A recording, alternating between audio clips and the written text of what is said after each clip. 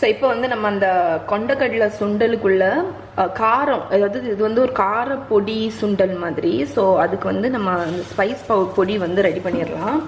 So லைட்டாக ஒரு teaspoon போல் oil ஊற்றிருக்கேன். இதில் வந்து உங்களுக்கு எவ்வளோ காரம் வேணுமோ அதுக்கு தக்கன போடுங்க. நான் வந்து குட்டீஸ் எல்லாம் சாப்பிட்றதுனால 2 வரமிளகா, ஒரு டேபிள் ஸ்பூன் அளவுக்கு. நீங்கள் இதை கொஞ்சம் பல்காட்டு கூட பவுட்ரு பண்ணி வச்சுக்கலாம். ஒரு டேபிள் ஸ்பூன் கடலைப்பருப்பு போட்டிருக்கேன்.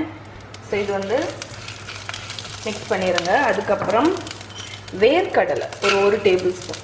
ஓகே. ஸோ இது வந்து நல்ல லோ ஃப்ளேமில் கொஞ்சம் நல்ல குக் ஆகணும், ஃப்ரை ஆகணும், டோஸ்டி ஆகணும். அது வரைக்கும் ஃப்ரை பண்ணிடுங்க. ஸோ இப்போ பார்த்தீங்கன்னா நம்மளோட பீனட்ஸ் வந்து நல்லா ஃப்ரை ஆயிடுச்சு. இதில் வந்து நான் எள்ளு போடுறேன். ஸோ எள்ளும் கொஞ்சம் ஜீரகமும் போட்டுக்கோங்க.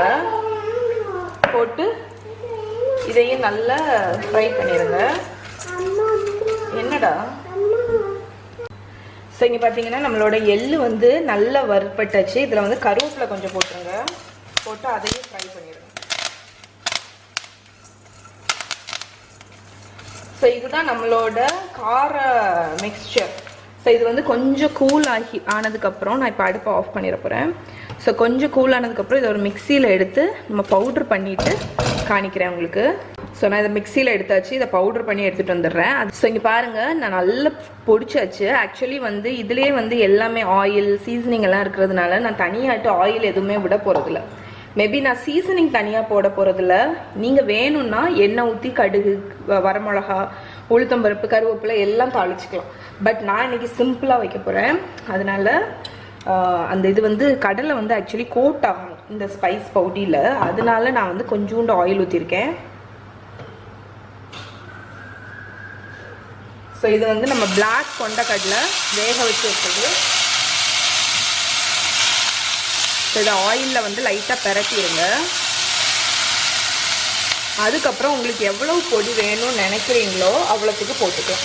ஸோ இந்த பொடியில் நான் வந்து தேங்காய் போடலை. ஏன்னு பார்த்தீங்கன்னா சில பேர்த்துக்கு கோகோனட் வந்து எடுக்க முடியாது. ஸோ கோகோனட் வந்து யூஸ் பண்ண வேண்டாம்னு நினைக்கிறீங்கன்னா நீங்கள் வந்து சுண்டலுக்கு இந்த பொடியை போட்டு தாளிச்சுக்கலாம். ஸோ இப்போ இந்த பொடி போட்டாச்சு. இதில் வந்து தேவைக்கு உப்பு போட்டுருங்க. ஓகே. ஸோ எவ்வளோ பொடி வேணுமோ, நீங்கள் நிறைய பொடி வேணும்னு நினச்சிங்கன்னா நிறைய போட்டுக்கோங்க, குறைவானா குறைவா. ஸோ இந்த நவராத்திரிக்கு ஈஸியாக பண்ணக்கூடிய ஒரு சூப்பரான சுண்டல் ரெடி.